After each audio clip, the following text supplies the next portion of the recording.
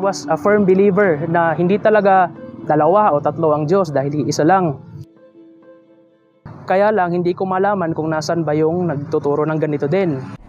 Sa totoo lang, wala pong nag-imbita sa akin. Ito po ay pagsusuri ko talaga. Hindi ko po makakalimutan na ang programa nun ay ang tamang daan. Sinabi po doon ay totoo ba na Diyos ang Panginoong Hesukristo. Kasi akin namang paniniwala din na kapag may itinuturo ang isang pangkat ng relihiyon na mula sa opinion nila, titigil na po ako. Ganun lang po ako.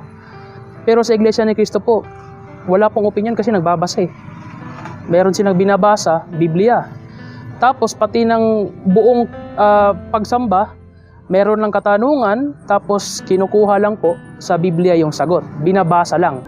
The turning point for me is I was really convinced that there's a true religion and that it re-emerged dito po sa Malayong Silangan. Sa Iglesia po ni Cristo po talagang ikaw ay i-guide, kumbaga. Spiritually, basta dadalo ka lang po ng pagsamba. Kung may mga gawain, nakikipagkaisa ka po. Lalong-lalo na po kapag yung mga panahon na nagtuturo na po ang ating tagapamahalang pangkalahatan, ang kapatid na Eduardo Manalo, napakalaking pakinabang po talaga para tayo ay lumakas at tayo ay tumingin pa rin sa pangako ng Diyos na may katapusan din ang lahat ng ito. Mananalig lang po tayo talaga.